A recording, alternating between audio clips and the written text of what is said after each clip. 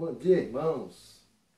Mais uma oportunidade ímpar que Deus está nos dando de reunirmos de novo como Escola Bíblica Dominical, cada um dos seus lares, para estudarmos a Palavra de Deus através das lições que a IBD tem desenvolvido durante esse trimestre, segundo trimestre. Já estamos praticamente na parte final do trimestre, né? Hoje vamos estudar a lição 9, né? Hoje 6/6/2021, cujo título da lição é Ensinamentos para toda a Vida, né? Nessa oportunidade teremos o privilégio de ouvir a ministração do nosso professor Wellington Mendes de Oliveira. E nessa abertura gostaria de convidar os irmãos para a leitura bíblica que se encontra no livro de Mateus, capítulo 19, verso 8, que é o nosso texto áureo, e depois os versos 16 a 22.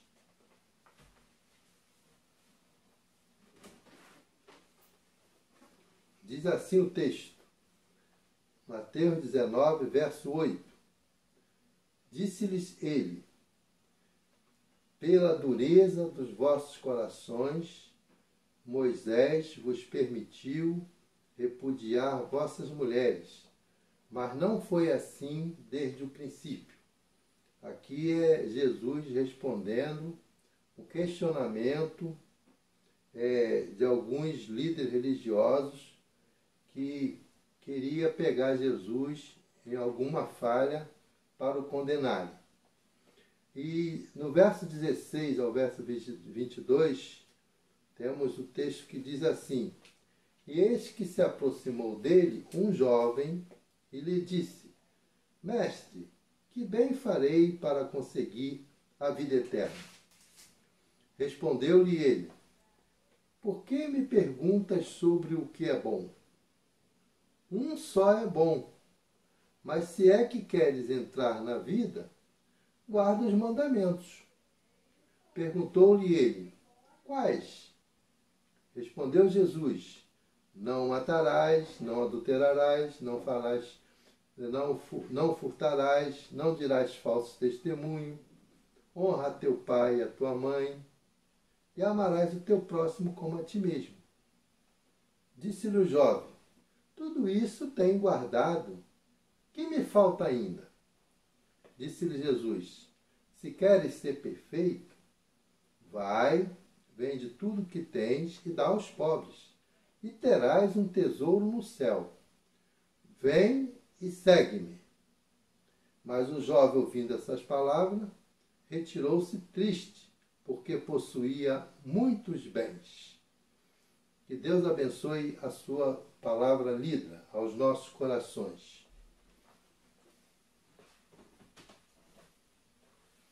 Agora eu convido os irmãos aí dos seus lares para abrir os seus cantores no hino 217, cantor cristão, cujo título do hino é Segue-me. Vamos cantar a primeira e segunda estrofes desse hino. Vamos ter o acompanhamento do piano, que a irmã pianista, irmã Lúcia Maria, vai estar nos ajudando. Teremos o acompanhamento cantando a família pastoral, para que a gente possa acompanhá-los cantando junto e ficar aquele grande coral cantando esse hino 217. Depois desse cântico, nós vamos ter uma oração intercessória que vai ser proferida pela nossa aluna da IBD, irmã Marcilane Maria Pereira da Rocha.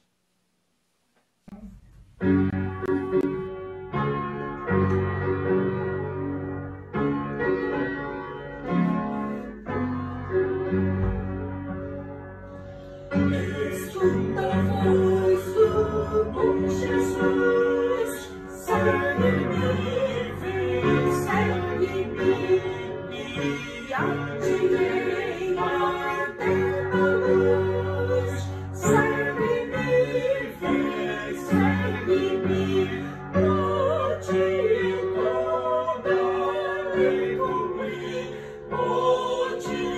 amado Filho de mim, por ti a morte já sofri. Segue-me, vem, segue-me, liberto dos pecados teus. Segue-me, vem, segue-me, guiar-te-ei aos altos céus.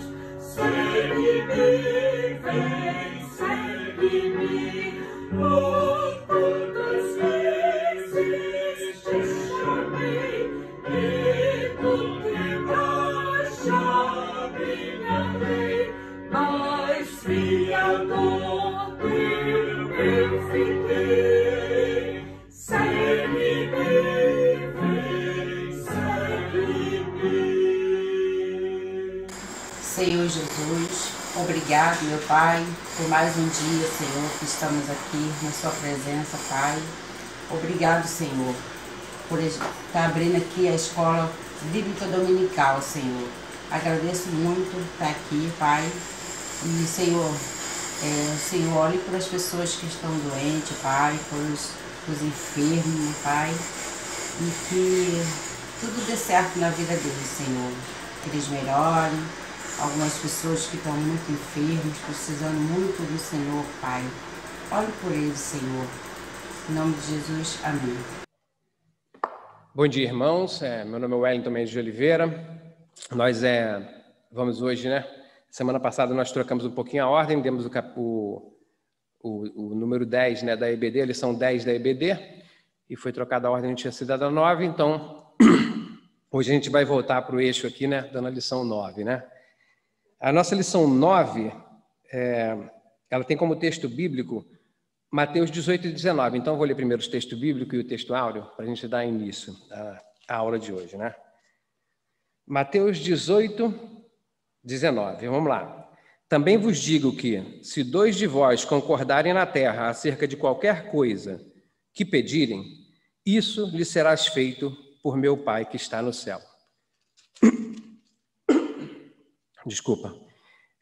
Agora vamos para o texto áureo, que eu acho que realmente esse texto aqui, esse versículo 8, a gente tem que dar uma ênfase nele para a gente ter um entendimento, talvez, de algumas das outras parábolas que contam dentro do texto, e principalmente para o próprio capítulo mesmo, para a parábola que está sendo contada, para o que está sendo respondido para os fariseus, né? Ele diz assim. Antes disso, né, os fariseus tinham contestado Jesus porque Moisés tinha dado carta, né? E ele diz assim, disse-lhes ele, Jesus responde, né? Moisés, por causa da dureza de vossos corações, vos permitiu repudiar vossas mulheres. Mas ao princípio não foi assim. Bom, gente, a aula de hoje, como todas elas, obviamente, nas lições que nós damos, na lição 9, ela tem um título, né? Esse título é Ensinamentos para toda a Vida. E realmente, não só obviamente, nesses capítulos 18 e 19 que a gente vai estudar, a gente tem ensinamentos para toda a vida. Mas aqui tem umas coisas que são muito importantes para a gente que é cristão. Aqui, se eu tivesse que tirar algumas palavras-chave daquilo que a gente vai estudar hoje, uma delas é humildade, coisas muito importantes, de valor imenso. E como cristão, nós temos que copiar Cristo, imitar a Cristo. Então, dentro das coisas que Cristo fez, que Deus fez e que Deus né, na realidade, ele veio à Terra com humildade, não é? Porque imagina eu, Wellington, se eu tiver que me humilhar. A distância entre aquilo que eu sou e o nível mais baixo de humilhação que eu possa contemplar e chegar é muito pequena, por causa daquilo que eu sou. Obviamente, não aquilo que Cristo é, o Cristo faz de nós. Nós já somos seres, comparando com Deus, medíocres, né? E Deus, ele, sendo Deus, onde os anjos tinham 6 asas para cobrir seus olhos, porque não conseguiam contemplar a glória de Deus, aquele Deus que veio daquela altura imensa se fez como nós. Olha que exemplo de humildade. Então, o ensinamento de hoje começa com essa ideia, né, de que o ensinamento para toda a vida, ele fala de algumas relações interpessoais, aquelas que nós temos com nossos irmãos da igreja, ou com o nosso cônjuge, né? Com pessoas que a gente se relaciona no dia a dia. E na primeira parte da lição, ele fala para a gente que como difíceis são, e realmente são, né? Nós somos pessoas diferentes, com peculiaridades diferentes, com ideias diferentes, vontades diferentes. E é óbvio que quando a gente coloca muitos diferentes juntos, vai ter... É como se botasse um positivo com um negativo ali, né? Mas o Cristo faz com que não dê aquele estouro, estalo. Então, o Cristo dentro de nós faz com que a gente não estale do nosso positivo e negativo com o nosso irmão. E com essas regrinhas de interpessoalidade que está sendo descrita no capítulo, a gente aprende a como nós contermos a nós mesmos, né? Em obediência e servidão, aquilo que Deus nos ensina para que nós possamos, né, melhorar também, né? Quando Deus quer que nós tenhamos paciência, Ele coloca alguém bem cri-cri do nosso lado, que a gente exercita a nossa paciência. Na primeira parte, né, do capítulo 18, do versículo 1 ao 5, ele separa aqui do 1 ao 5, mas eu podia estender isso, né? A Bíblia a Bíblia, as parábolas que Jesus conta, elas não são uma série de parábolas desconectas. Embora elas por si só tenham um ensinamento, elas conectando umas às outras, elas vão dando uma sequência do modo com que Jesus queria que nós aprendêssemos. Ele queria que nós aprendêssemos humildade, ele queria que nós negássemos a nós mesmos para a gente poder servir o outro, porque parte-se desse princípio da humildade, a gente saber que tem ou uns, ou vários, ou no caso de Deus, um único, que ele é maior que nós e sabe melhor do que nós. Dentro do nosso meio nós vamos ter mestres, nós vamos ter pastores, nós vamos ter outros irmãos, e cada um pode aprender com o outro, sabendo que o outro também tem essa pequenina sabedoria, e nossa humildade é que vai fazer com que, a despeito da nossa sabedoria, o outro também tem alguma coisa para ensinar. E aí a gente começa com a interpessoalidade. Os apóstolos, nos capítulos anteriores e nesse também, já estavam bem inteirados naquilo que ia acontecer, né? Eles, primordialmente, já estavam inteirados por causa eles eram judeus e das profecias do Antigo Testamento. Por isso que quando, em capítulos anteriores, Jesus fala que está indo para Jerusalém para morrer e Pedro fala, não vamos para lá então para você não morrer, ele repreende duramente Pedro, né? Porque naquele momento ele estava sendo pedra de tropeço, ele não seria pedra de tropeço para Jesus, mas se ele estivesse falando com outra pessoa que não fosse Jesus, ele poderia estar sendo uma pedra de tropeço, né? No caso, Jesus não tropeçou, nunca tropeçaria, porque ele é o nosso Senhor e Salvador. Esses apóstolos eles já estavam bem a par do que ia acontecer. Jesus ia morrer. Aí agora nós vamos tentar nos remeter àquela época, né? Eles eram seres humanos, carne e osso, igual a nós. E embora eles tenham vivido com Deus, Jesus e visto seus milagres, Pedro, vendo os milagres, ele também começou a afundar, mesmo estando caminhando, depois ele perdeu fé. Ele já tinha caminhado na água, uma coisa incrível, mas mesmo assim, com a pequena dúvida que pairou, ele começou a afundar e pediu a Jesus. Jesus o resgatou, né? Então, mesmo nós andando com Jesus, isso agora não falo mais de Pedro e nem daquela época, fala pra gente. Mesmo nós, conhecendo os milagres que Jesus fez nas nossas vidas, nós vemos milagres no dia a dia, nós às vezes titubeamos, né? A gente, nossa, e fica sem chão, né? Nessa época, eles sabendo que Jesus ia morrer, eu não estou justificando eles, mas estou explicando, obviamente, como eles conheceram Jesus, não tem justificativa para isso, mas eles estavam ali, Jesus vai nos deixar, vai morrer, quem que vai ficar aqui para tomar conta desse grupo? E eles já estavam disputando entre si. Anteriormente, a mãe de João e Tiago já tinha perguntado para Jesus, pode os meus filhos, lá falam os filhos de Zebedeu, né? Mas não citam os nomes, mas são João e Tiago, falam, podem os meus filhos não ficar sentados à sua direita e à sua esquerda? E os outros 10 não gostaram até no capítulo anterior. E aqui eles estavam justamente chegando, inquirindo, né, Jesus sobre esse certo tipo de coisa, quem era o maior, nos capítulos anteriores, quem era o menor entre eles. E Jesus explicou várias vezes que os derradeiros, os últimos, serão os primeiros. Nessa passagem aqui, ele dá o exemplo real daquele que é o servo de Deus e quem que vai ser o líder de todos. Sabe quem vai ser o líder? E quem que vai entrar no reino dos céus? Eles falam assim, vou ler que fica mais fácil, né? Vamos lá, Mateus 18. Em verdade vos digo que, se não vos converterdes e não vos fizerdes como meninos, de modo algum entrarão no reino do céu. Por que ele fala isso, né?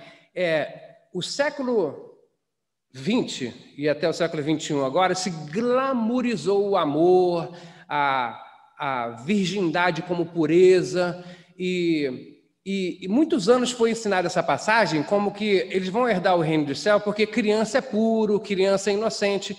Isso diverge um pouco do que a Bíblia nos ensina.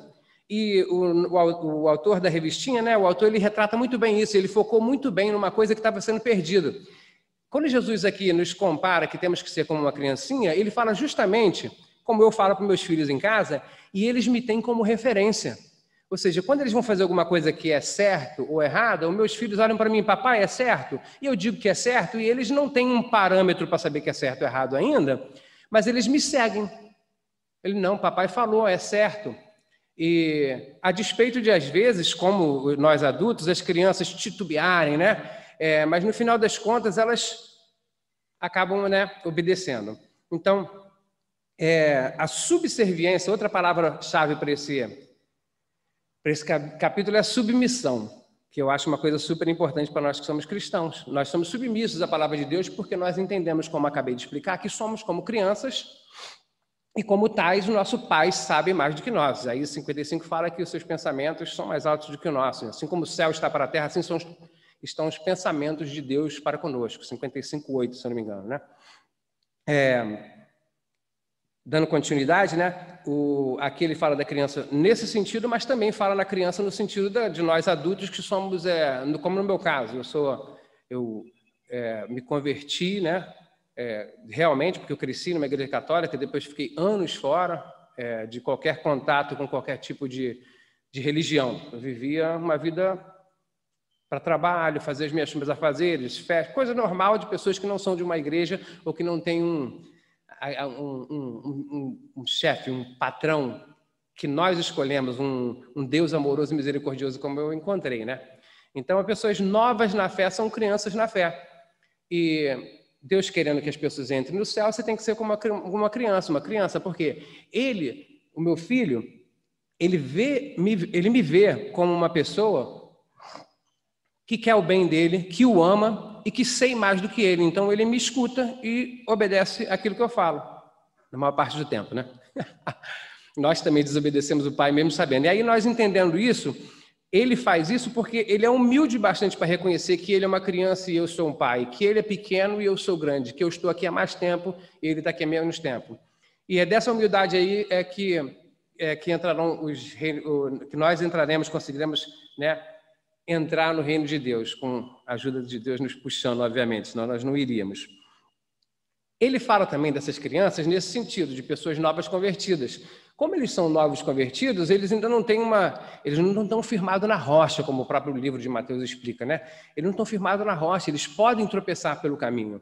E Deus fala justamente sobre isso agora na continuidade do mesmo capítulo 18, e como eu tinha referenciado que a gente estava falando sobre Mateus de 1 a 5, que fala da criança, agora o próximo título, que é Pedra de Tropeço e Busca pelo Perdido.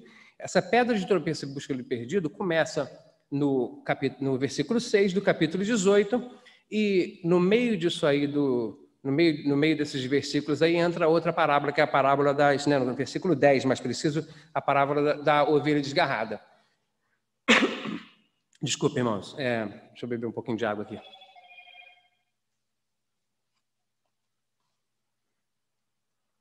Bom, vamos lá.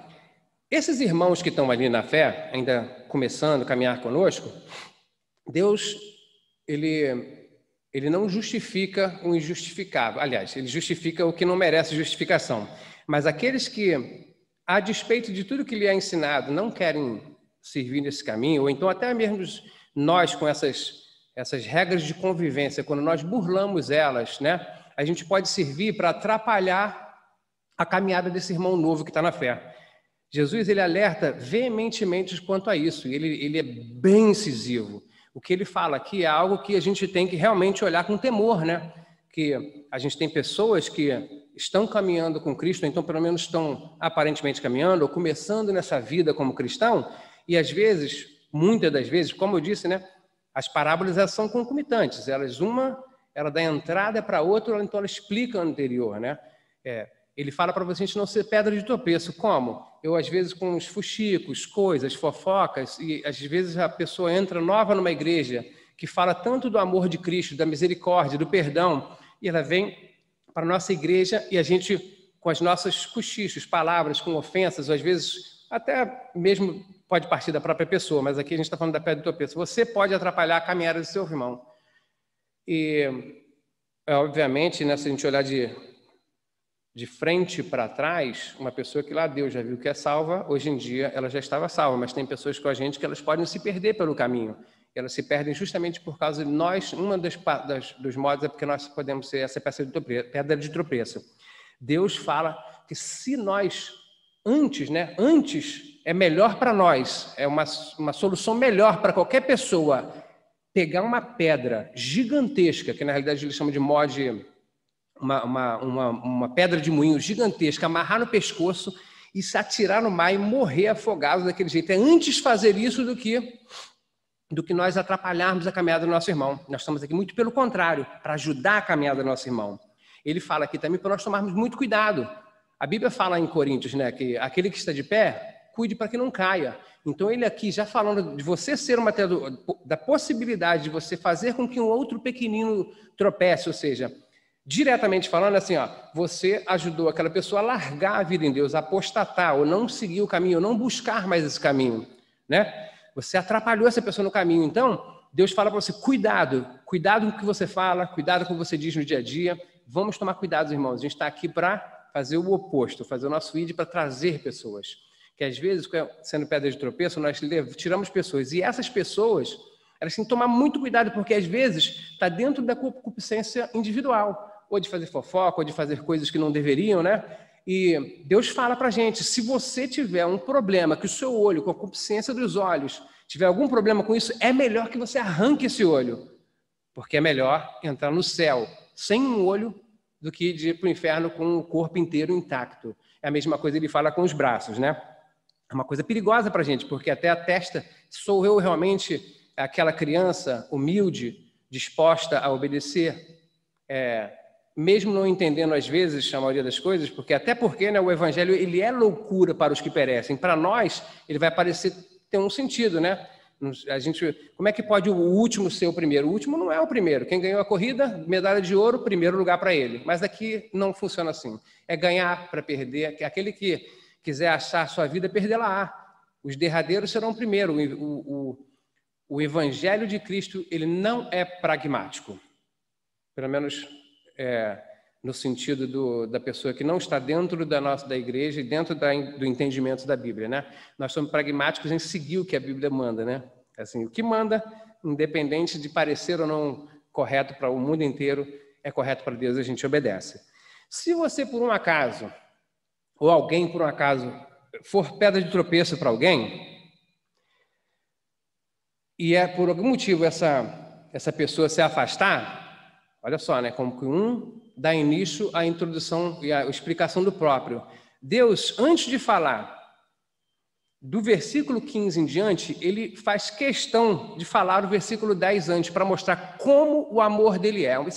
Esse versículo é um versículo simples, de simples entendimento, né? O versículo dos 10 ao 14, que fala da ovelha que se desgarrou. Ele deixa as 99 no aprisco, deixa as 99 lá guardadinhas e seguras, e ele vai atrás de quem? Ele vai atrás daquela ovelha que se perdeu.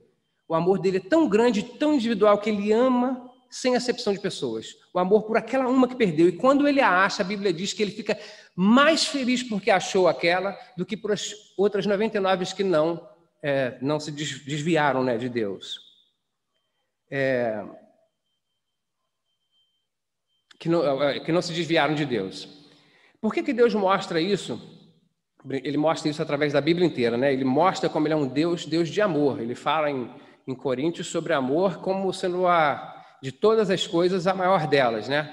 É através do amor que ele exerce sua graça e misericórdia, né? E ele fala isso porque aqui ele está ensinando a gente a conviver um com os outros. E a ideia do evangelho é para a nossa salvação, né? Romanos 1, não me envergonhe do evangelho, que é salvação para todo aquele que crê. Ele primeiro explica para vocês assim, ó, vocês todos, única e individualmente, são importantes. E logo após isso, ele entra no próximo versículo 15, que fala de disciplina e de perdão, né? Mas antes disso, o autor do nosso livro, mesmo não estando diretamente escrito aqui, né, sobre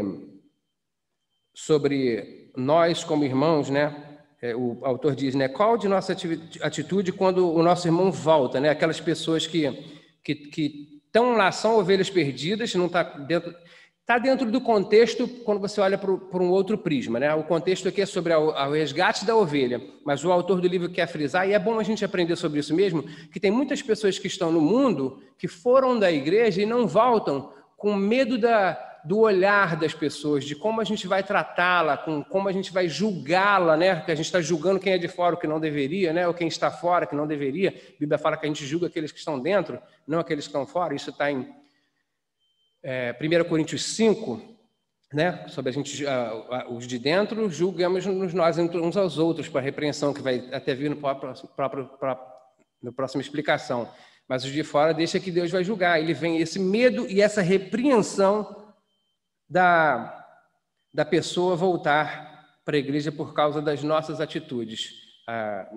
Dica de passagem, né? Não tem nem o que dizer, né? A gente, se Deus fica tão feliz por causa dessa ovelha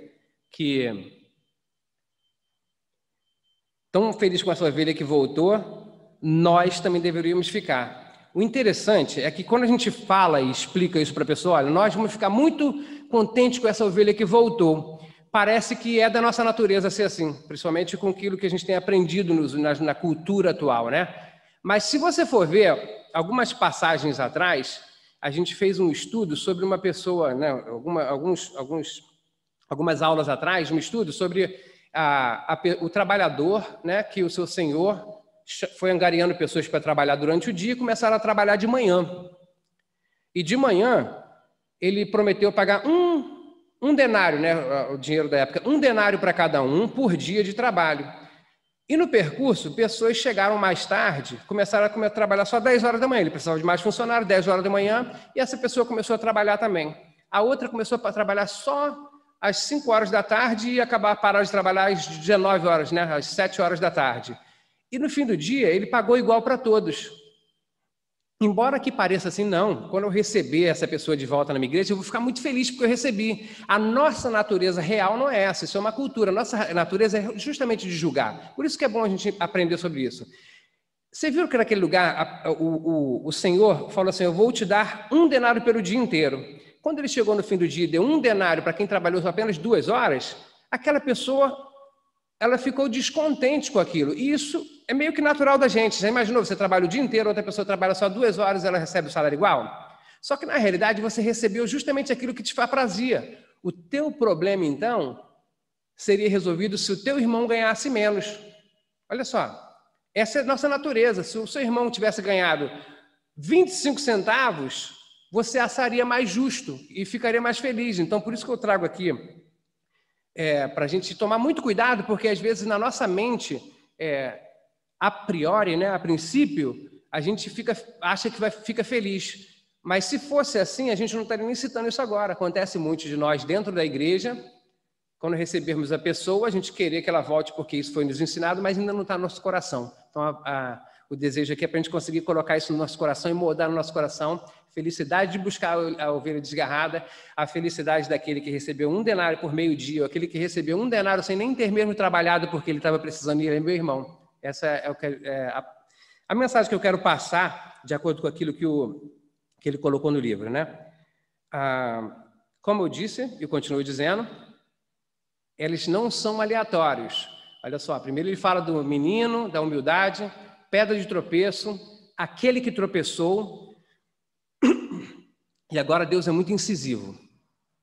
Deus é incisivo porque aquilo que ele ensina também está dentro da natureza dele, então não tem como barganhar, né?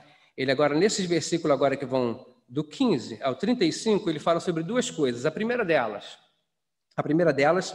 ele fala sobre aquele irmão que está dentro da igreja e que a sua natureza modificada por Deus, para que ele possa entrar no céu, tenha que ser como uma de uma criança. Ou seja, ele aceita a disciplina, ele aceita a admoestação, a gente não está falando daquele que acabou de entrar na igreja e começa a julgar pelas modificações que Deus ainda não promoveu naquela pessoa. Estou falando aqui de uma pessoa que está dentro da nossa igreja, mas ele não aceita. Óbvio que, primeiramente, Deus sempre quer a reconciliação. Ele mostrou já na parábola anterior que ele quer a reconciliação, ele vai buscar aquela ovelha perdida. Só que, vamos dar um exemplo aqui. Eu quero montar o clube das camisas preto e branco. E aí eu monto um grupo no WhatsApp das camisas preto e branco. E só pode usar a camisa preto e branco nos encontros. Tudo que nós fazemos é com a camisa preto e branco. E tudo vai indo muito bem, a gente vai ganhando mais membros, e de repente aparece um irmão nosso, uma pessoa que está... Não é igreja, é só hipotético aqui, tá, gente? A gente chega... E um dia chega lá no nosso grupo e está um rapaz lá com a camisa azul. Eu falo assim, meu filho, não pode vir com a camisa azul. Aí ele, como cristão e humilde, se fosse no caso de Cristo, ele fala assim, não, realmente, está escrito no nosso livro aqui, no nosso contrato, que a gente tem que vir só com a camisa preta e branca. Me desculpe, meu irmão. Ou seja, começa esse versículo aqui, Deus falando assim, se o teu irmão, não vou ler, só vou já explicar, tá, gente? Se o teu irmão pecar contra ti, vai até ele, repreende-o. Se ele aceitar, ganhaste um irmão. Se ele se recusar, você também, às vezes, não é o dono da verdade, né? Vai lá e busca uma outra pessoa que também conhece da palavra de Deus, ou conhece daquilo que Deus tem para as pessoas, para ver se está certinho. Se aquela pessoa concordar, vamos lá com aquela pessoa, vai ter com aquele irmão novamente, 2 ou mais pessoas, né? Tenta explicar para ele, tenta falar para ele quais são aquilo que Deus ensina para a gente, aquilo que a gente faz, que faz com que alegre a Deus no dia a dia, porque a gente fica mais parecido com as características que Cristo tem. Ele mesmo assim não aceita. Aí você leva para a igreja, porque aí já começou a ficar sério. Ele está no grupo lá com a camisa azul e não quer tirar a camisa e botar preta e branca. Então, na realidade, ninguém vai expulsar ou retirar ele do meio, no meu ponto de vista, mas é o que Deus fala para a gente fazer, porque a atitude tem que vir de dentro para fora. Ninguém vai expulsar e tirar. Na realidade, quando você participa de um grupo e aquele grupo tem prerrogativas e você não quer as prerrogativas, na realidade você não faz parte do grupo, né? E a pessoa, o grupo do preto e branco, a gente só gosta de preto e branco, o cara gosta de azul, ele vem do azul, então ele tem que procurar um grupo que tem azul. Então Deus, ele é enfático. Como em todo evangelho, mas nessas passagens que a gente está falando, ele é bem enfático. Ele chega e fala para afastar aquela pessoa do meio delas.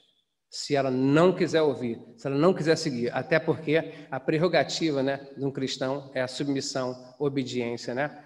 E todos eles ali estão com um bem comum. Isso é retratado, tá, gente? Se a gente for querer ir mais longe, em 1 Coríntios 5, quando ele fala sobre os pecados que estavam ocorrendo dentro da igreja, e eram pecados tais, Paulo falando, que nem mesmo entre os gentios e os ímpios se via acontecer.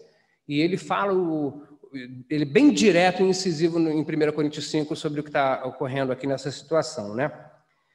Olha só, a gente agora está falando sobre o quê, né? Primeiro a gente falou sobre as crianças, a humildade, a obediência.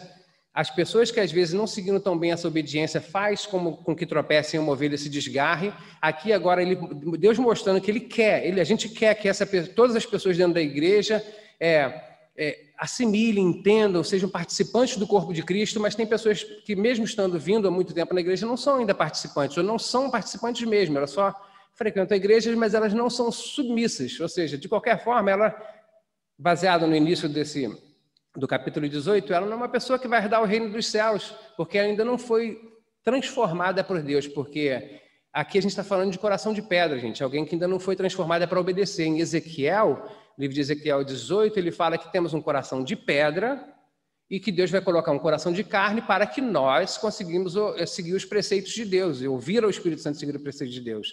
Se essa pessoa, obviamente, de acordo com aquilo que a Bíblia relata, ela não está seguindo e não quer seguir os preceitos de Deus, na realidade, ela ainda não foi convertida, né? Ela não foi transformada nem regenerada. Vamos lá. A próxima parte desse capítulo 18, e finalizando o capítulo 18 até o versículo 35, ele fala sobre a parábola do credor incompassivo. Às vezes, quando a gente fala essas coisas, né, a pessoa está lá na igreja, a gente vai desvinculá-la da igreja por algum motivo. Parece uma coisa dura, mas a gente tem que aprender que no último dia Deus vai separar os da direita para os da esquerda. A gente não está aqui, obviamente, para fazer esse tipo de pré-julgamento, quem vai para o céu, quem não vai para o céu, nada disso. Mas em 1 Coríntios 5, como eu citei, ele fala justamente para você fazer isso, para que aquela pessoa, depois de estar lá no mundo, ele vê e cair em si, como aconteceu com o filho pródigo. O filho pródigo, ele não se enquadra como a ovelha desgarrada, porque a ovelha desgarrada, ele fala que é uma que se perdeu, ou seja, ela foi imbuída de ideias diferentes e depois você explicou, ela voltou. O filho pródigo, ele disse, eu quero sair. Mas estando longe, o filho pródigo caiu em si e voltou para os braços do pai. Né? Aqui em 1 Coríntios 5, ele vai explicar exatamente isso, que você tira ele do meio não porque você quer que ele não vá para o céu, ou que ele não ouça da palavra de Deus, é porque se ele estiver confortável no seu assento, achando que ele está no caminho certo, estando no caminho errado, não seguindo as coisas que diz a Bíblia, você faz o que está escrito em Mateus 23, que é você está produzindo prosélitos de acordo consigo mesmo, ou seja, de acordo com aquilo que você crê e não aquilo que a Bíblia está mandando. Você faz pessoas, lá ainda fala que ele fez filhos do inferno 2 vezes, quando você mantém uma pessoa, mesmo não sendo cristão dentro da igreja, achando que ela é um cristão. Então, às vezes, você separa justamente para ele cair em si, tá bom? Terminar aqui porque a gente fica com o coração apertado de falar sobre certo tipo de coisas às vezes, porque a gente como cristão, a gente aprende com o tempo, não vem da nossa natureza, a querer que todo mundo se salve, a gente não quer que ninguém se perca, do mesmo jeito que Deus nos ensina, à medida que a gente vai crescendo, vai querendo mais, né? Porque às vezes a gente, como ser humano, perde um pouquinho as estribeiras. Eu quero que aquele ali saia de perto. Mas não, a ideia não é essa, a ideia é a gente melhorar. Falando agora do credor incompassivo. Essa parábola era uma parábola que, às vezes, por nós não conhecermos o valor monetário dos números utilizados, a gente deprecia a situação que está ocorrendo aqui. Aqui nós estamos falando que Deus compara o reino dos céus a um reino que tem aqui na terra. E esse senhor, esse rei, olha só, o reino dos céus com o reino daqui da terra. Esse senhor, esse rei, ele vai fazendo suas contas, ele vai lá pegando as papeladas de quem tem dívida com ele e ele acha um dos servos que deve para ele 10.000 talentos. Ele fala, nossa, mas essa quantia aqui eu vou ter que cobrar. As pessoas de hoje em dia, como a gente falou lá naquela parábola anterior, que nem é da lição de hoje, eles recebiam por dia 1 denário. 1 denário era o salário de um judeu na época antiga. 1 denário por dia. Somente um talento de ouro, ele equivale a 5.000 denários. Para a gente ter uma noção do tamanho do que está sendo colocado aqui desse credor incompassível, e a gente saber entender exatamente quem é esse rei que está ali. Entendeu? 1 denário, para comprar 1 talento são 5.000. Se 1 denário é 1 dia de trabalho, então 1 talento são 5.000 dias de trabalho de um judeu. Por enquanto eu só falei de 1 talento. Vocês têm noção de quanto que são 10.000 talentos que essa pessoa deve? É mais ou menos uma conta de 155 mil anos.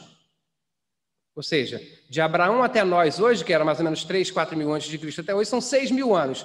E para essa pessoa conseguir pagar com o salário diário dele, ia demorar 155 mil anos, ou seja, uma dívida impagável. Nós temos esse exemplo aqui, mas nós sabemos qual é a dívida impagável que existe no planeta Terra e que ocorreu aqui há mais ou menos 2.000 anos atrás. A dívida impagável. Impagável é o que nós não conseguimos pagar pela morte do Cordeiro. Ele pagou com a própria vida. É impagável. Depois de estressar isso, agora eu vou discorrer no que está falando a parábola. Tá? A parábola é o seguinte: esse rei, ele perdoou a dívida desse. Antes ele falou, não, vende a mulher, os filhos, vende tudo que tem, ainda obviamente vai continuar sendo escravo, né? Vende tudo que tem, vai continuar sendo servo, escravo, e para pagar a sua dívida. E ele pediu, implorou, falou que ia pagar tudo, obviamente ele não ia pagar, mas movido de intensa compaixão, e só quem tem esse tipo de compaixão para perdoar uma dívida impagável é Jesus. Ele perdoa essa pessoa, ele perdoa o servo, né? Esse servo, tinha emprestado há um tempo atrás, por um conservo, né, um outro servo do mesmo rei, uma quantia, que era de mais ou menos, aqui explicando, 100 denários, 100 dias de trabalho, ou seja, 3 meses de salário. Se a gente resumir hoje que eles ganhavam um salário mínimo, e o salário mínimo é R$1.000, era R$3.000. Ou seja, olha a comparação entre aquilo que foi perdoado dele e aquilo que ele devia, aquela outra pessoa devia para ele.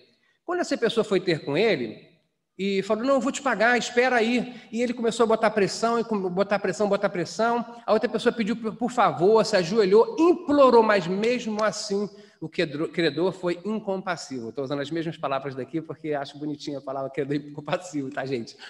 Ele foi um credor incompassivo, tá? Ele não perdoou a dívida, chamou a polícia, botou na justiça e colocou essa pessoa na cadeia por causa daquela pequena dívida que tinha para com ele, depois de ter sido perdoado tanto. Muito importante o desfecho disso aqui, tá, gente? Tem pessoas que estão confundindo aqui e às vezes não está entendendo que enquanto o nosso tempo aqui, ele é real para a gente tem que lutar todos os dias e perseverar até o último dia. E aqui ele está explicando como a gente deve fazer. Deus ensina aqui uma grande lição de perdão. Porque ele perdoou. Ele não está aqui dizendo para ele, só está dando uma aviso. Ele não está falando, se você fizer isso, eu vou fazer aquilo. Ele não, eu fiz isso por você, para que você aprenda a felicidade e a alegria que vem no perdão. Deus fez isso e nos proporcionou essa alegria. E Ele quer proporcionar a mesma alegria para nós, porque o perdão, ele te liberta. É uma frase que tem sido muito corriqueira, mas muito boa. Eles dizem que o contrário, que é a vingança, né? Ou a raiva, ou o ódio que a gente mantém, ele é um veneno que a gente toma pensando que o outro vai morrer, aquele que é o afeto da nossa raiva, né? A gente toma um veneno pensando que o outro vai morrer. E Deus está te ensinando aqui como se libertar do veneno, não tomar o veneno. Até porque nós confiamos na justiça de Deus. Então, todas as coisas que foram... que ocorreram aqui conosco na Terra e que ocorrem durante todos os tempos, um dia Deus vai fazer juízo, né? Vai fazer justiça. E aí vem de novo lá no começo do nosso capítulo, que é a nossa submissão, porque a gente sabe que o Pai faz e tem o melhor preparado para nós. Aqui termina essa parábola explicando para a gente que Deus chegou para aquela pessoa que ele tinha perdoado, mas que não estava tendo os aprendizados, não estava sendo humilde como aquela criança, não estava sendo obediente e não estava liberando perdão, que é algo que, quando na oração do Pai Nosso, logo após Jesus ensinar a oração do Pai Nosso, ele fala a mesma coisa, porque se não perdoardes, com a mesma medida será perdoado. A oração do Pai Nosso, às vezes, é confundida das pessoas, quando a gente fala, e perdoai as nossas ofensas, assim como, a comparação, assim como perdoamos aqueles que nos têm ofendido, não é? Olha só, Deus me perdoa do jeito que eu tenho perdoado. Perdoai as nossas ofensas, assim como perdoamos aqueles que nos têm ofendido. E Deus aqui só mostra o que já estava naquela oração. E Deus fala que para essa pessoa ele vai ser lançado com os guardas, igualzinho ele fez com aquela pessoa. Ele vai ser lançado para os guardas, onde vai ter choro, ranger de dentes. Entendeu? E termina o capítulo assim: assim vos fará também meu Pai Celestial, se do coração não perdoardes, cada um a seu irmão, as suas ofensas. O próximo... Agora a gente entra no capítulo 19, né, gente? O capítulo 19 abre falando sobre o divórcio. Na realidade, ele está... se a gente pegar vários versículos de cada uma dessas passagens, a gente pode fazer uma pregação inteira sobre ela. Ou seja, a gente resume esse início do capítulo 19 como divórcio, mas na realidade ele também está mostrando ali o jeito com que os fariseus estavam pressionando Jesus, o jeito com que eles já estavam planejando, arquitetando, né? A gente já está chegando no capítulo 18 e já está começando a falar um pouquinho, a entrar na escatologia, né? No capítulo 24, 25, a gente já vai falar sobre o fim do mundo, de como é que vai ser a separação entre um e outro. E no decorrer do Evangelho, que é a biografia de Jesus, a gente vai estar chegando nesses lugares. A gente vai falando, Jesus passou a falar um pouquinho mais do inferno, daqueles problemas, das coisas que estavam acontecendo, né? Aqui, especificamente, eu vou ler novamente o nosso texto áureo, porque é muito importante o texto áureo para toda a lição do capítulo 18 e 19 e para tudo, né? Mas vamos lá. Disse-lhe ele, Moisés, por causa da dureza dos vossos corações, vos permitiu repudiar vossas mulheres, mas ao princípio não foi assim. Quando a Bíblia fala de dureza de coração, já automaticamente, esse versículo agora que fala do divórcio, fala justamente sobre esse que é um pecado sim, tá, gente? O divórcio, ele é considerado por Deus como um pecado. Deus não tem nada que ele toma que ele odeia, ou execra, ou abomina, ou aborrece, se não for um pecado. E se a gente abrir a nossa Bíblia em Malaquias 2,16, ele diretamente fala que Deus odeia o divórcio, Deus odeia o repúdio. É óbvio que eu não vou adentrar nos motivos totais aqui, porque senão eu podia falar um dia inteiro sobre isso, mas, todavia, entretanto, eu não gostei muito da abordagem da revistinha, porque ela passou, ela passou aqui como se fosse o divórcio, fosse uma coisa, e tem sido, né? Mas não deveria ser dentro do meio evangélico, né? Estatísticas mostram que o número de divórcios dentro das igrejas cristãs e fora são equivalentes hoje em dia, o que nunca aconteceu. Ele é bem light, e eu entendo porque como ele está querendo ensinar, ele não está aqui ele não quis talvez repreender, porque dentro das nossas igrejas temos muitas pessoas divorciadas. Eu, inclusive, me divorciei, casei muito jovem e sou divorciado, mas isso não faz diferença.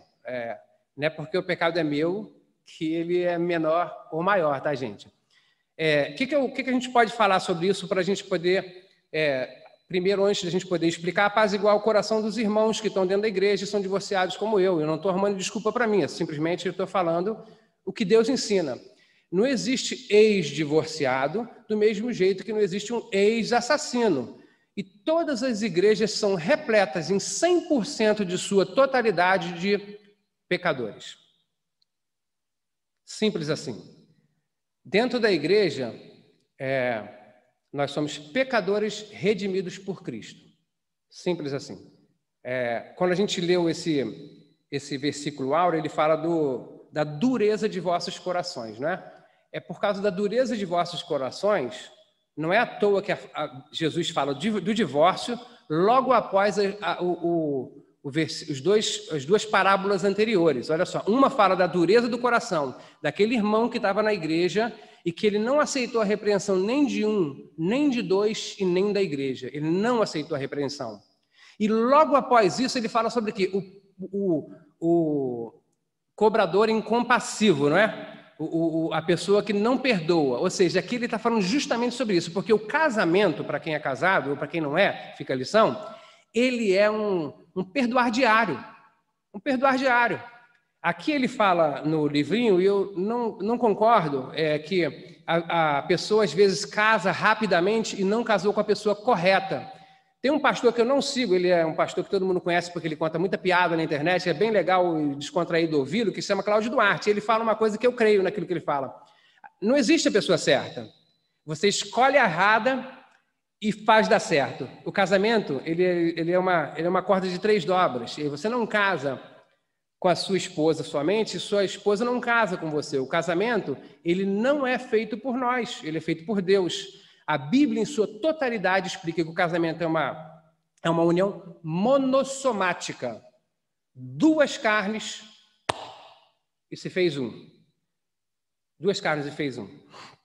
Monossomática. E vitalícia, ou seja, até que a morte o separe. Isso não é só uma frase de fim de casamento de um padre ou de um pastor numa igreja. Isso está a discorrer de toda a Bíblia. Se você vai para Romanos 7... E em Romanos 7 fala sobre... Na realidade, ele não está falando sobre o casamento, mas ele usa o casamento, e isso é muito importante para a gente ver a vitalicidade do casamento. Ele fala que nós antes éramos condenados pela lei e depois nós somos salvos em Cristo. Nós morremos para o mundo e nascemos para Cristo. E ele compara, começando em Romanos 7, falando que assim como se o homem ou a mulher... se divorciarem e saírem com outra pessoa, eles cometem adultério, mas só morrendo o homem ou a mulher, o outro está livre para casar-se novamente, nós somos libertos da lei por nossa morte em Cristo e depois ressurgido nas águas em Cristo. Ou seja, a nossa separação vem daí. A nossa separação, se houvesse uma permissão, existe, tá? Mas um aval de Deus para o divórcio... ele não poderia usar essa comparação, porque seria o mesmo que dar outra opção para salvação quem ser em Cristo, de acordo com Romanos 7. Que a lei que te condenava e você tem que morrer para a lei para viver para Cristo. Assim é o casamento, né? Que é até a morte que os separa para você poder casar novamente. E seria, se você, nesses meandros, tentar entrar em algum mérito que justifica uma dissolução, e obviamente isso é uma palavra, isso aqui dá um pouquinho de debate aqui por causa dos estudos. Mas se você for em Coríntios 7, vai falar a mesma coisa. Se a mulher estiver sofrendo por algum tipo de coisa que aconteça com seu marido, ela vai se separa, mas não se casa novamente. Que aí Paulo ainda nem fala como se fosse uma inspiração, e sim é Deus falando diretamente com ele como se fosse uma profecia. Ele fala, em 1 Coríntios 7, versículo 10, ele diz... quem diz isso é Deus, não eu. Aí ele fala, se a mulher se separar, não se case novamente ou se reconcilie. Obviamente, se for possível. A gente não vai incentivar pessoas a ir para o próprio matadouro numa situação. Mas a ideia é que aquele que se separou não se case novamente. Essa é a ideia da Bíblia inteira. E a mesma coisa para o seu marido, que não se divorcie da sua mulher, não se aparte da sua mulher. Quando a gente continua na leitura dessa passagem... Jesus é perguntado pelos fariseus. É lícito para alguém se separar por qualquer motivo? Ou seja, existe qualquer motivo que torne lícito a separação? Jesus fala não. Como que ele diz, né? Mas ele responde assim, portanto, deixará o homem, seu pai e sua mãe se unirá a sua mulher, e serão os dois uma só carne. Assim, não são mais dois, união monossomática, mas uma só carne. Portanto, o que Deus ajuntou, não separe o homem. Qual o problema quando a gente tem vamos supor, a pior coisa que pode acontecer com um casal? Um adultério. Porque às vezes algumas pessoas traduzem a passagem abaixo aqui como adultério. Qual é a ideia que Deus dá para dentro do casamento quando isso acontece? Sempre a mesma, nunca vai mudar. Perdão. Por isso que ele escreveu essa passagem logo após o perdão. E se você não perdoar? Você não perdoa por quê? Porque o seu coração está endurecido. A passagem anterior, a parábola anterior. Quem não perdoa está com o coração endurecido e ele não é como aquela criança. Ele não é subserviente. Eu gosto de enfatizar isso porque eu acho que a base nossa é a família e o casamento, e dentro do casamento inúmeras coisas acontecem e a gente tem que perdoar-se mutuamente o dia a dia por causa de um jeito que falou, a gente já tem mais liberdade com o outro, então a gente, com essa liberdade, a gente acaba às vezes machucando mais quem está próximo da gente sempre do que quem está distante. Às vezes na igreja a gente não perturba ninguém, mas em casa a gente perturba porque a gente tem aquela liberdade. Então eu gosto de enfatizar, eu sou, de acordo com tudo que eu leio na Bíblia, não consigo ver nenhum motivo em nenhum lugar para o divórcio. Embora aqui na passagem posterior venha escrito assim, diferente dos outros versículos, dos outros sinóticos, né? Vem escrito assim, né? Por quê? Quando os fariseus perguntaram para Deus, pode divorciar? Ele falou, não. Que juntou-se homem não pode. Ele deu a resposta. Se os fariseus não continuassem inquirindo, acabava por ali, a resposta estava dada. Se você for para o livro de Lucas 16, 18, ele fala, aquele que se divorcia não pode casar de novo ou comete adultério, seja um homem ou mulher. Se você for para o livro de Marcos, capítulo 10, ele primeiro o fariseu enumera todas as suas perguntas, inclusive a que eu vou ler agora, e depois Jesus, no final, dá a mesma resposta. Não, não pode, porque aquilo que juntou o homem... o homem não tem a capacidade de separar. Mas tem uma passagem aqui que às vezes confunde as pessoas, e também isso aqui está escrito similarmente em Mateus 5, no Sermão da Montanha sobre o divórcio, que ele fala que, eu vos digo, porém, primeiro Jesus responde, não pode, aí agora ele explica para os seus discípulos, ele não está mais respondendo o questionamento dos fariseus, ele fala, eu vos digo, porém, olha só, antes disso ele fala, o nosso versículo áureo, Moisés permitiu por causa da dureza de vosso coração. Ele está falando dentro de um grupo gigantesco, um país inteiro, na nação deles, na nação judaica, embora não fosse uma nação ainda na época de Moisés, né? Mas ele está falando para a sua nação inteira que ele permitiu por causa da dureza dos vossos corações. Isso seria similar, essa permissão, eu vou dar um exemplo aqui meio esdrúxulo, eu não sou advogado, né? Mas o exemplo seria esse. Na nossa Constituição de 88, qualquer pessoa, obviamente só começou a ser utilizado agora, tá? Mas nossa Constituição de 88, qualquer pessoa que comete um crime que não seja hediondo, que seja um crime com uma pena de até 4 anos de cadeia, e que ele seja réu primário, ele não é condenado. Aliás, ele pode ser condenado, mas ele não vai ter que cumprir pena. Se algum advogado tiver alguma coisa depois para acrescentar quando a gente estiver na discussão, pode entrar. Mas a verdade é essa, que a lei no Brasil, a Constituição de 88, os motivos podem ser inúmeros, deu a permissão para que essa pessoa cometesse o primeiro crime como réu primário, que fosse até com uma pena pequena de até 4 anos. A permissão não quer dizer que você abona aquilo. A permissão quer dizer apenas que eu te dei o seu livre-arbítrio para você cometer de acordo com o seu bel prazer. Então, aqui ele fala, Moisés deu permissão. Não diz que Deus deu permissão também, não. Mas ele diz que cita Moisés. Agora, Jesus fala assim, agora eu vos digo. Ele já respondeu para os fariseus que não pode divorciar. Qualquer que repudiar sua mulher, não sendo por... Aí na minha tradução é fornicação. A minha tradução é a tradução mais antiga, ela é transliterada, da Corrigida e Fiel. Mas em algumas traduções vem a palavra adultério. Então, vou refrisar na minha. Não sendo por causa de fornicação e casar com outra, comete adultério. E que se casar com a repudiada também comete adultério. A palavra aqui que se encaixa na maioria das Bíblias antigas, ela vem como fornicação, em algumas novas às vezes vem como adultério. A palavra do grego, nessa parte em particular, é a palavra porneia. A palavra porneia é a mesma que dá origem à pornografia, pornográfico. Mas a palavra no grego que se encontra aqui não é a palavra porneia, aliás, a palavra que se encontra aqui no grego é a palavra porneia, tá, gente? E a palavra que é utilizada no Antigo Testamento e no Novo Testamento no grego é moikeia ou moicheia, quando ela quer dizer adultério.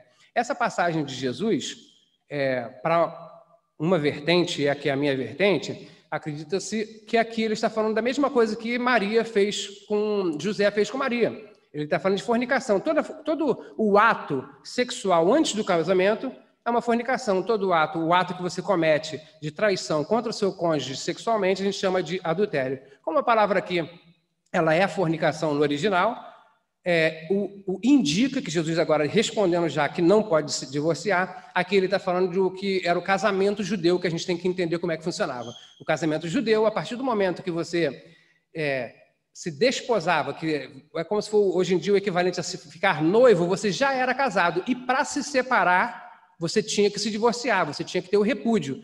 Se você, mesmo sendo noivo, repudiasse a sua esposa se por qualquer motivo, sem nenhum motivo, mesmo sem ter sido literalmente casado, ter sido consumado o casamento, você não podia se divorciar porque você cometeria adultério, mesmo não sendo o casamento do jeito que nós vemos hoje em dia. José quis fazer, quando ele descobriu que Maria estava grávida, se divorciar dela. Ele só tentou fazer isso de uma maneira que não chamasse atenção, porque, para você ter uma ideia, o noivado, se fosse divorciado e descobrisse que a mulher cometeu, que alguns fariseus já chamaram que Jesus era filho de porneia. O que era? Uma mulher, olha só, a mesma palavra que entra aqui, que teve um filho e engravidou sem estar casada. Jesus foi chamado disso, né? Filho de porneia. E lá naquele lugar, nessa época, mesmo sendo noivo, se você cometesse a porneia, a mulher seria apedrejada até a morte. Era a pena do Antigo Testamento. Então, o divórcio era uma coisa muito séria e para os judeus na época antiga era até maior. Ele usa aqui, no livro, né, a escola de Shammai e de Hillel, né, que eles tinham vertentes diferentes sobre essa parte da Bíblia. Só que eu creio assim... nós não estudamos a Bíblia com o viés judaico e nem o das casas e escolas judaicas. Eles tinham suas dissensões entre si e seu entendimento da Bíblia. Eles viam o que era a sombra de Jesus, né? Então, o nosso viés, quando nós formos fazer as discussões, eu creio, né? Até porque um dos 5 solas é só a Escritura, então, quando eu vou ter o entendimento da Bíblia, obviamente que eu posso ler as coisas que estão de fora, mas as explicações, os viés que nós temos que ter em relação às explicações daquilo que está na Bíblia tem que vir da própria Bíblia. E sempre, né, usando aquele negocinho. Você tem uma parte que é mais complicada, mas tem um sinótico que é bem descomplicado, o simples explica o complicado. Porque um não pode contradizer o outro. Então, quando você vai em Lucas 16:18, que ele é simples e eficaz, dizendo que não pode ter divórcio e não comete adultério. Quando você vai em Marcos, que é a mesma coisa falada, só que em ordem diferente. No final, Deus fala que não tem adultério, não podemos. Acho que eu me alonguei demais na parte do divórcio, mas é porque eu acho tão importante para nós cristãos, tudo é importante, né? Mas é muito importante para nós cristãos a família e como Deus vê isso. Se você for para Gálatas 5:22, Deus compara o homem em relação à sua mulher, o que Jesus é em relação à igreja. Ele dá a sua vida pela igreja, ele ama a sua igreja, assim o homem tem que dar a sua vida pela igreja, para a sua mulher e amar a sua mulher, né? Então eu acho que vale a pena a gente frisar bastante sobre casamento, família e não ao divórcio, porque ele é o alicerce, a célula que a nossa sociedade tem. Até em Malaquias, quando ele fala que abomina o divórcio, é justamente para que a sua prole continue tendo os ensinamentos. Quando ele fala em 1 Coríntios 7 sobre o homem ou a mulher que é casada com uma pessoa que não é da mesma religião que você, não é cristão, para que você mantenha-se com ele, porque através de você pode salvar aquela pessoa, né? Então essa é a ideia. Bom, gente, me aluguei um pouquinho nisso aqui, nessa parte da divisão, e logo após aí, né, que a gente está falando aqui do casamento, olha só, a gente falou da pedra de tropeço. Vamos recapitular aqui um pouquinho da pedra de tropeço. A pedra de tropeço pode fazer com que uma pessoa se desgarre. Aí Deus ama tanto que ele quer trazer de volta. Mas aquele que está dentro, que não quer servir a Deus, Deus fala para a gente tirar ele dali, né? Depois disso, ele mostra como que nós devemos perdoar. Ou seja, mesmo se aquela pessoa sair dali e for para o mundo, né? Um dia, depois ela cair em si, igual o filho pródigo, e Deus abraçou ele sujo, né? Sujo, ele chegou e não tomou banho. Deus foi ao encontro dele no caminho, né? O pai foi ao encontro dele no caminho, vestindo de longe, sujo, mesmo assim abraçou ele sujo. A gente abraça quem vier de novo, mesmo igual nosso pai, sujo, voltando para a nossa igreja. Depois disso a gente fala do perdão. Do perdão a gente fala sobre o casamento e como nós devemos levar o nosso casamento no dia a dia, que é através do perdão todas as vezes. Todas as vezes. Mesmo que nós falhemos no percurso, tá, gente? Mas a ideia é essa, é o que a gente ensina. E agora a gente vai para a última parábola, palavra que é o jovem rico. Aqui nós estamos vendo aqui que muitas pessoas que às vezes estão dentro da igreja, eles ainda estão com o coração duro, eles não são pessoas ainda que foram, ou a pessoa se desgarra, ela ainda está fraca na fé. 1 Pedro fala disso, que a gente tem que tomar o leite, né, espiritual, que é a palavra de Deus, para a gente ficar forte, manter-se firme na rocha. Mateus também fala isso. E aqui agora a gente está falando de um jovem rico. O jovem rico, ele é uma pessoa que, diferente do que tem sido pregado nos nossos últimos tempos, se prega assim: quem não vai para o céu é quem não ama a Deus. E é claro, quem não ama Deus realmente não tem como entrar no céu, porque o céu é um lugar para quem ama Deus. Mas tem pessoas que, mesmo amando a Deus, de acordo com a Bíblia, não vão para o céu. A gente já viu isso aqui anteriormente. E eu vou tentar elucidar aqui com o jovem rico. Quem é o jovem rico?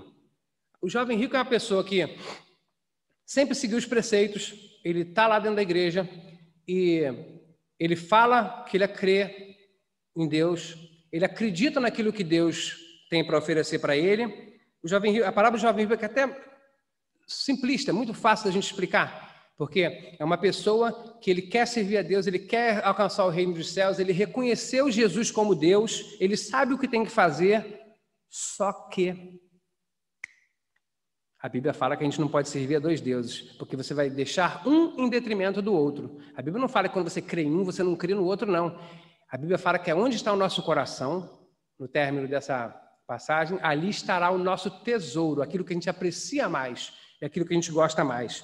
Só para reafirmar, se a gente for em João 12, João 12, de 42 a 43, é um pouquinho mais complicado, não vou me ater ao que fala um pouquinho antes, que Deus está falando que ele, para que ouvindo não ouça e não sejam salvos, no capítulo 40 e 41, mas mesmo assim, ele falando em parábolas, alguns dos fariseus entenderam, gostaram da mensagem, entenderam que ele era o Deus, gostaram de Jesus, mas, ora porém, tentando contra toda a vida, lá nessa passagem, tal como aqui no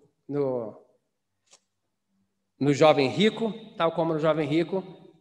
os fariseus voltaram para a sinagoga e se eles aceitassem, se eles renunciassem, se eles falassem do que estavam para seguir Jesus, eles tinham que fazer aquilo que Paulo fez. Eles tinham que largar tudo, você imagina? Os fariseus, o poder judiciário, né, dos judeus eram contidos de fariseus, saduceus e das pessoas que tinham maior posse, né, que tinham mais dinheiro. E eles, na realidade, eles compunham o poder judiciário, ou seja, é como se fosse a Suprema Corte hoje, e eles tinham mais ou menos 70 membros, o Sinédrio. O Sinédrio era o poder judiciário, com mais ou menos 70 membros, dentre eles fariseus, saduceus e senadores e pessoas ricas, como era o caso de José de Arimateia, que deu o túmulo a Jesus, né, que estava lá com Jesus. Ele era discípulo de Jesus, fala no livro, está no livro de Marcos e Lucas, ele era senador, discípulo de Jesus e membro do Sinédrio, dono de terras, né? A gente falando aqui, imagina essa pessoa falando lá, ele ia perder toda a sua glória diante dos homens, ante ao reino dos céus. E aqui no caso aqui, nem é essa glória diante dos homens, é todas suas posses. É uma passagem simples para a gente entender que mesmo apesar de você, às vezes, gostar de Deus e de você entender a mensagem do Evangelho, você pode ter o seu tesouro em outro lugar. Você apostatar, ou você querer seguir outro rumo, mesmo crendo que Deus existe. Eu não vou entrar em soteriologia agora, porque fica complicado, ainda vai esticar um pouquinho mais, tá, gente? Acho que já foi até um pouquinho longo, geralmente é mais curtinho quando eu falo, que eu me ative muito em algumas partes. Mas ele traz uma conclusão aqui, depois que ele fala sobre isso. Óbvio, ainda tem uma outra pequena passagem que Pedro, né, depois que ele vê que aquele jovem rico não quis abandonar as coisas do mundo em favor daquilo que era eterno, do mesmo jeito que os fariseus, em João 12, 42 e 43, ainda fala que ele não queria deixar as glórias do mundo para as glórias de lá. Ele não quis deixar, e aí Pedro fica assim, mas e aí, então, como é que vai ser na próxima aí, né? E Jesus fala que, imagina que Jesus podia ter, se ele falar isso, o rapaz aceita, não aceita? Mas Deus não barganha com a gente, porque isso são princípios, isso não são só vontade de Deus para você passar numa prova e ir para o céu. Logo depois ele fala com Pedro, não, vocês que estão me seguindo, aqueles que largaram sua casa, largaram todas as coisas que têm, em nome de mim, vai ter 10 vezes mais lá no céu. Imagina, se quando esse jovem rico chega para ele e fala assim, mas aí, Jesus, eu tenho que largar tudo? Ele fala assim, não, você larga tudo, mas lá no céu eu te dou 10 vezes. Provavelmente ele ia querer as 10 vezes mais, porque o amor dele, o coração dele estava nas posses, né? Então, a próxima passagem, no finalzinho desse capítulo 19, também é para mostrar o que a gente tem no final, porque Deus sempre faz isso, né? Ele já mostra para a gente aquilo que a gente deve fazer, como que a gente deve fazer, por quanto tempo a gente deve fazer e o que nós vamos ter depois, que é a recompensa. E aquilo que ele fez para a gente, né, gente? Na conclusão aqui, ele fala assim, Jesus encerra esta série de lições e seus discípulos respondendo a Pedro. E é o que eu acabei de dizer agora, gente. Qualquer dúvida e qualquer coisa que ficou no ar, ou qualquer debate, ou qualquer coisa, mais tarde a gente se vê no Zoom, né? E é isso aí, gente. Muito obrigado, hein? Irmãos, nesse encerramento da nossa Escola Bíblica Dominical deste domingo, queremos comunicar aos irmãos para o nosso encontro interativo. Convidamos os irmãos para o encontro interativo às 18 horas no Zoom. Teremos a nova oportunidade, mais uma oportunidade de interagir, professores, alunos, todos os interessados, para o debate da lição que acabamos de estudar agora, nessa manhã. O professor Hélio vai estar presente e teremos uma grande oportunidade de ampliar e aprofundar o nosso estudo desse domingo. Convido os irmãos aí dos seus lares para abrir seus cantores no hino 217 do Cantor Cristão, cujo título é Segue-me. Vamos agora completar a mensagem desse hino cantando a terceira e quarta estrofes. Teremos o acompanhamento da nossa irmã pianista Lúcia Maria e o grande coral da igreja vai acompanhar a família pastoral que nos ajudará nesse cântico. Depois desse cântico, teremos a oração final, que será apresentada a Deus pela nossa irmã e aluna, Deuseli Azevedo da Silva.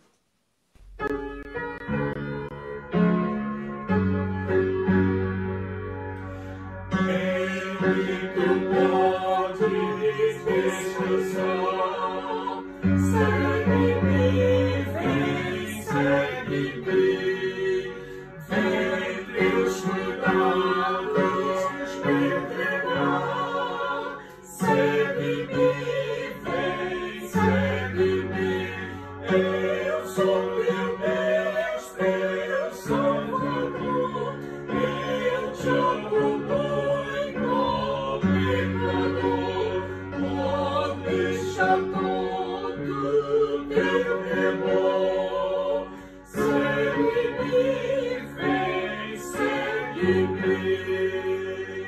Sim, meu Jesus, te seguirei, seguirei, sim, seguirei, por ti eu tudo deixarei, deixarei, sim, deixarei, oi, bebe o sobe sem favor, sem ti não posso dar, Senhor, mas deixe em mim o teu vigor, seguirei, sim, seguirei.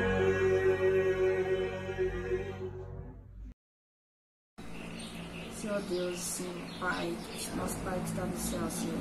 Hoje estou aqui para te agradecer, Senhor, por tudo que tens feito na nossa vida, Senhor. Obrigado pelo livramento. Obrigado, Senhor, pela EPD que está se encerrando hoje. Obrigado pelos professores, Senhor. Abençoe a vida deles, meu Pai, por tudo que eles nos ensinam, Senhor. Obrigado por tudo, meu Deus. Em nome de Jesus. Amém.